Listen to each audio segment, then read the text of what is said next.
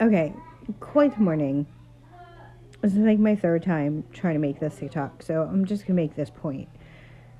I like my house organized. I lived alone for over 10 years because I like things where they belong. Everything has a home, and that's where it should be.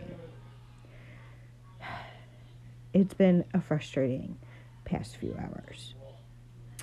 So, after breakfast and everything was all done, I decided to get a leg up and make Ori's birthday cake today so that I always have to like hurry up, cool down so I can ice it. I didn't want to have to do that. I don't have to do that. Why should I have to do that, right? Take my time. So I did the cake. I called Ezra downstairs. They were getting ready to go to their grandparents just for a few hours. And I was like, do you want to lick the cookie batter? The egg beaters. And he's like, yeah. And I was like, let me tell you a secret. When you make the cake yourself, because I had asked him if he wanted to make the cake and he didn't want to do it. I'm like, when you make it yourself, you get to save as much of the cake mix that you want that you can lick at the end yourself and not just the beaters.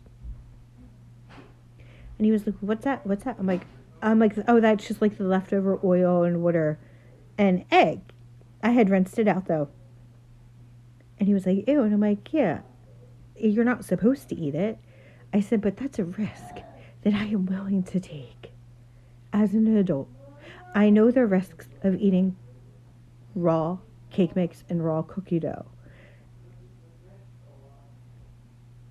The rare occasions, like maybe 3 times a year, that I make them, I'm going to indulge and I'm going to take that risk, full well knowing that I could get sick.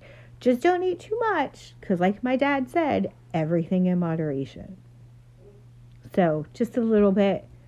And, yeah, so he dug it. And now, so Ori's cake is in the oven and it'll be nice and cool by the time I need to frost it tomorrow. So, yay me.